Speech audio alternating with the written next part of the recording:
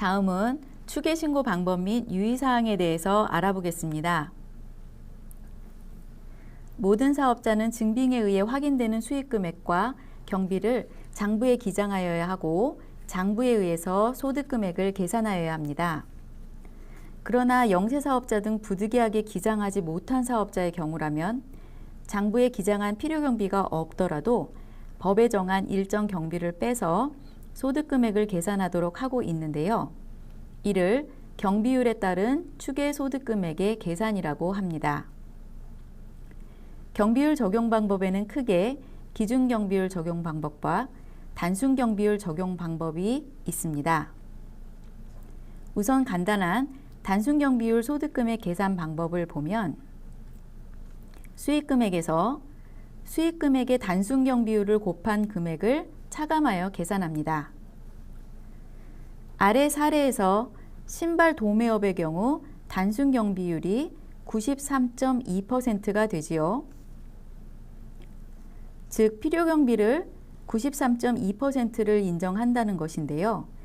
장부를 기장하지 않아도 경비를 93.2%나 인정받게 되어 사업자가 굳이 장부를 기장할 필요성을 느끼지 못할 수가 있습니다. 이러한 문제점이 있어 기준경비율 제도가 도입되었는데요. 기준소득금액 계산 방법을 보면 수익금액에서 증빙으로 입증되는 주요 경비를 차감하고 수익금액의 기준경비율을 곱한 기준경비를 차감합니다. 추계이지만 증빙으로 확인되는 금액을 공제하여 줌으로써 사업자들이 세금계산서 등의 거래증빙을 수취하도록 하고 있는 것입니다. 그런데 이 경우 기준경비율은 신발도매업 5.7%와 같이 낮게 설정되기 때문에 증빙을 안 받은 사업자의 경우 세부담이 급격히 높아지게 됩니다. 그래서 비교소득금액을 계산해서 둘 중 낮은 소득금액을 기준소득금액으로 하는데요. 단순경비율 적용 소득금액에 2.6배를 곱한 금액으로 하고 복식부기 의무자의 경우 3.2배를 적용합니다. 기준경비율은 국세청장이 규모와 업황에 있어 평균적인 기업에 대해서 조사한 평균적인 경비 비율을 참작하여 결정하게 되는데요. 총 수익금액에서 증빙으로 확인되는 매입비용, 임차료, 인건비 세 가지의 주요 경비를 차감하고 기준경비율을 적용한 기타 경비를 일부 차감합니다. 즉 기준경비율을 적용하는 감가상각비 등 증빙의 수치가 어려운 간접비용 성격의 기타 비용만 기준경비율에 반영되고 나머지는 사업자가 증빙으로 입증하여야 하므로 추계로 신고하더라도 증빙을 수취하여야 세부담을 줄일 수가 있습니다. 그럼 기준경비율 적용자와 단순경비율 적용자는 어떻게 구분되는지 보겠습니다. 기준경비율이 원칙이고 단순경비율이 예외적 방법이라고 생각하시면 되는데요. 단순경비율 적용 대상자는 해당 과세기간에 신규로 사업을 개시한 사업자 또는 직전 과세기간 수익금액이 업종별 기준금액 6천만 원, 3,600만 원, 2,400만 원에 미달하는 사업자로서 해당 과세기간의 수익금액이 업종별 복식부기 기준금액에 미달하는 사업자이어야 합니다. 앞서 보신 바와 같이 단순경비율이 훨씬 크기 때문에 단순경비율을 적용받기 위하여 신규 사업자로 위장하거나 단순경비율이 적용되는 과세기간에 매출을 발생시켜 세부담을 회피하는 것을 막기 위해 해당 연도 복식부기 기준금액 이상의 수익금액을 올린 사업자라면 단순경비율 적용을 배제하도록 규정이 정비되었습니다. 이 외에도 전문직 사업자는 신규 사업 여부, 직전 연도 수익금액과 상관없이 기준경비율을 적용하도록 하고 있으며 현금영수증 감행 대상자로 미감행한 사업자, 그리고 신용카드 현금 영수증 등을 1년에 3회 이상 발급 거부하고 그 금액이 100만 원 이상인 경우, 1년에 5회 이상 발급 거부하거나 사실과 다르게 발급한 사업자의 경우 단순 경비율 적용을 배제하도록 하고 있습니다. 기준 경비율에 의한 소득금액 계산 방법을 자세히 알아보겠습니다. 사업자의 증빙 수치를 유도하기 위하여 추계 시 기준 경비율에 의한 소득금액을 계산하도록 하고 있는데요. 수익금액에서 공제되는 주요 경비는 증빙에 의해 입증되는 경비여야 하고 그 대상은 증빙을 수취한 모든 경비가 아닌 매입비용, 사업용 고정자산에 대한 임차료, 종업원의 인건비에 한정하고 있다는 점 주의하여야 합니다. 주요 경비의 범위에 대해서 국세청장의 고시사항으로 자세히 규정하고 있는데요.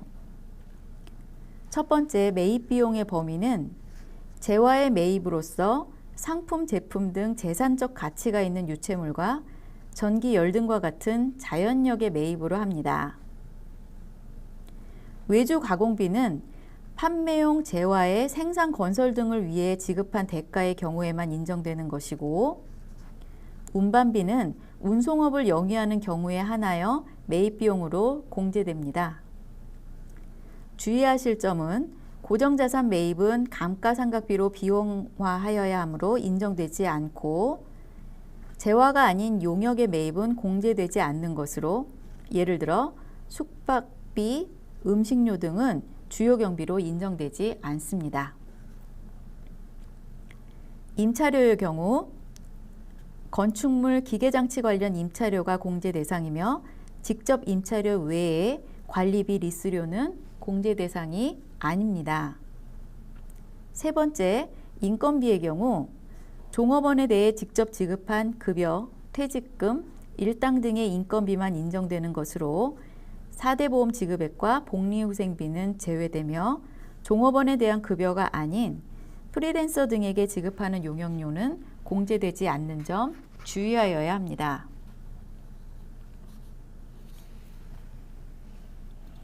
주요 경비 관련 증빙 서류의 종류에 대해서 알아보겠습니다.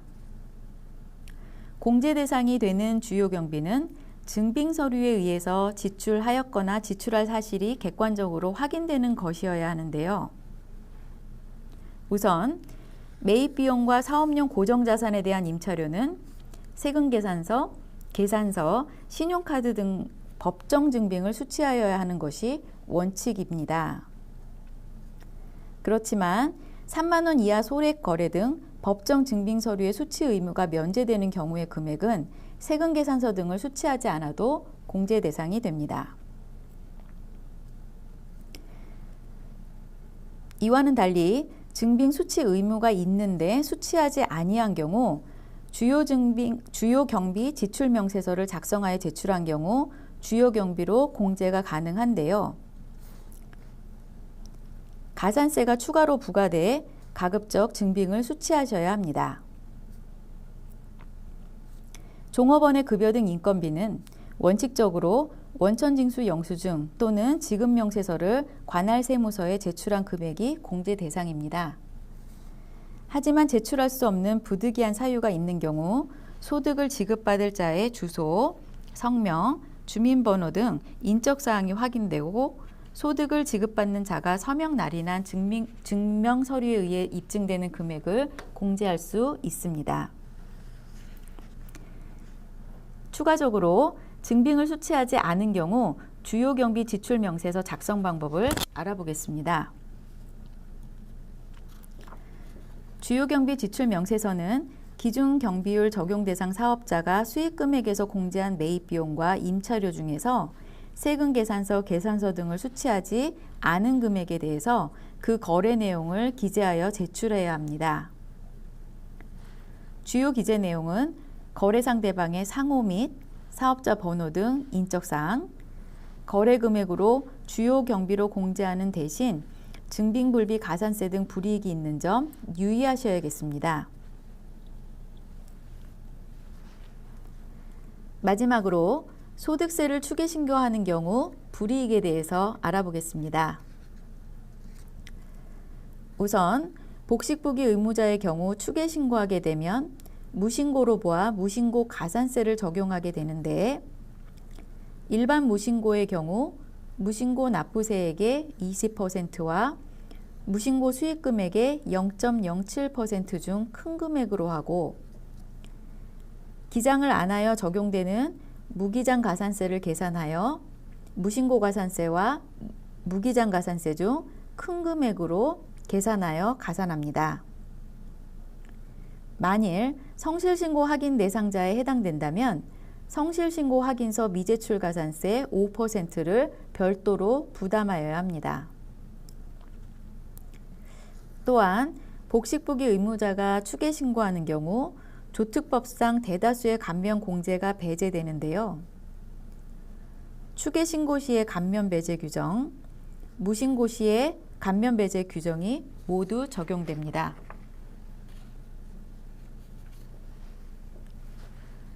간편장부의 경우를 살펴보면 간편장부 대상자가 추계 신고하는 경우 무신고는 아니지만 기장하지 않았으므로 무기장 가산세가 부과되고 그 금액은 산출세액의 20%입니다. 당연히 기장세액 공제 대상도 아니겠죠.